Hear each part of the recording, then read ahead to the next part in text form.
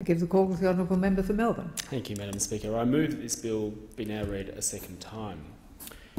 There are a few credible commentators left anywhere who don't regard the decision by the so-called Coalition of the Willing to invade Iraq as one of the most significant mistakes in modern Western foreign policy. At the time, Iraq was not threatening war. We now know too that there never were the weapons of mass destruction that we were told were there. Australia committing troops to this war was wrong, not just for the credibility of those who made that flawed decision, but primarily for those on the front line and of all parties involved in that conflict. The decision by Australia to send our troops to war in Iraq, based on an untruth, has meant that we have become complicit in the hundreds and thousands of deaths of Iraqis, and as a result, those who continue to lose their lives. And we have also become regarded by a generation of young Iraqis as an occupying force. For the record, it's important to state what the casualties as a result of the war are. None of the estimates are fewer than 100,000, and some are higher than 1 million. And as is now clear, this conflict has entered a terrible new phase, which means that the numbers of people who continue to die in the ongoing conflicts across Iraq continues to rise. This is an unparalleled tragedy, and the latest news reports suggest that ISIS has advanced closer still to the Iraqi capital, Baghdad. And I would like to make this point about the Defence Amendment Parliamentary Approval of Overseas Service Bill 2010, which I am introducing today. Had this bill become law in 2003 and Parliament had the authority over troop deployments, perhaps the folly of this engagement, the true nature of the flawed decision, would have been revealed if the decision to deploy troops had been fully and publicly debated by Parliament. If Parliament had had the chance to debate the Iraq War and the sending of our troops into conflict, it is arguable that we wouldn't have been complicit in this disaster. And make no mistake, the possibility that Australia commits troops again in some form or another to Iraq is now real. Back in 2003, we were told that our involvement in Iraq would stabilise the country, bring peace, and was the best way to tackle terrorism. Yet, look at Iraq today. More war doesn't cure more war. Iraq today shows that. And yet, more war is what some commentators are advocating. But the Australian Parliament, seemingly the country's preeminent decision-making body, remains powerless over debating and sending troops to war. The need for the Parliament to have the authority to deploy troops is therefore very real. Following Iraq, of course, Australia has also fought a long and costly war in Afghanistan. And by costly, I'm primarily referring to the cost of the war on Australian troops in this context. 40 troops have lost their lives, and 2 Australian defence personnel have lost their lives in Iraq. It's because of the seriousness of committing troops to conflict that the Australian Parliament must debate such a momentous decision. There are few more momentous decisions that a country can take than to go to war or to send its troops into conflict. More often than not, this involves young men and women putting their lives on the line. For this reason, above all else, it is to me and to the Greens inconceivable that such a momentous decision is left to the executive alone. As we saw with the parliamentary debate on Australia's involvement in Afghanistan in 2010, each elected representative that has spoken made worthwhile contributions on behalf of their constituents.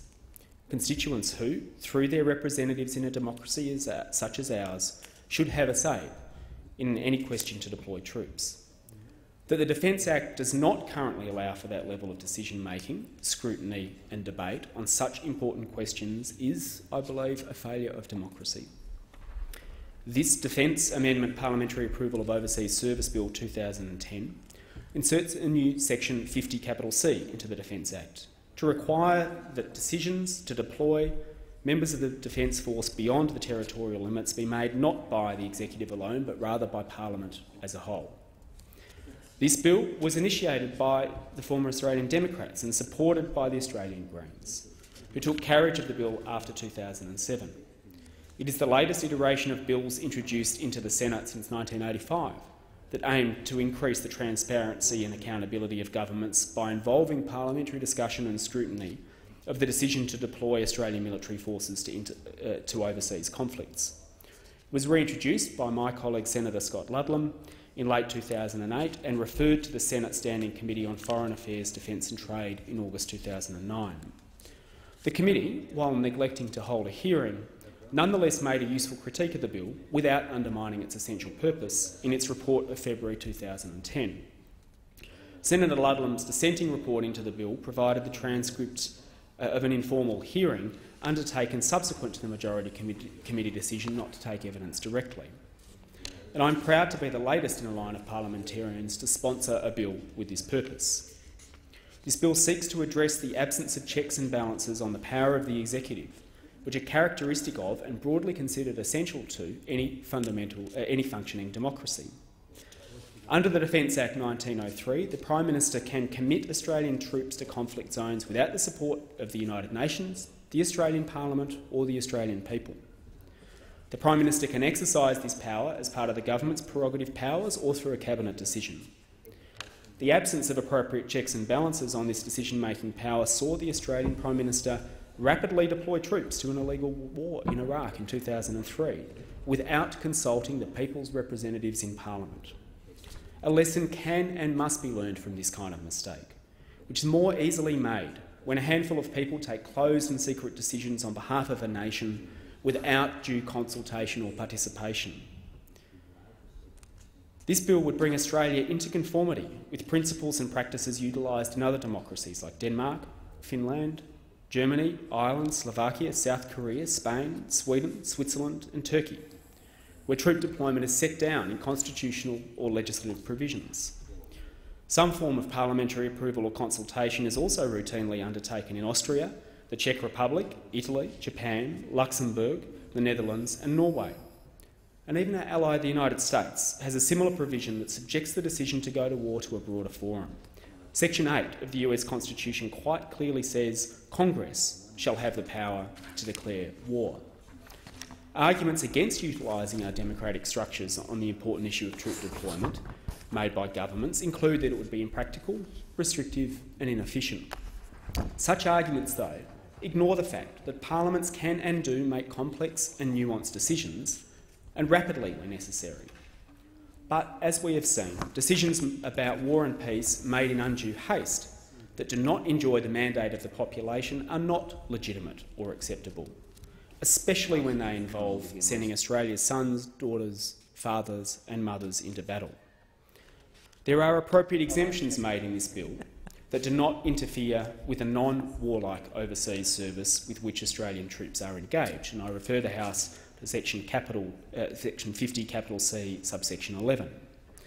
There are also appropriate exemptions in the bill to provide for the practicalities of the situations where Parliament cannot immediately meet, and I refer the House to sections 50, capital C, subsections 3 and 7, which provide for the Governor-General to be able to make a proclamation regarding the declaration of war, provided that Parliament is then recalled within a period of 2 days.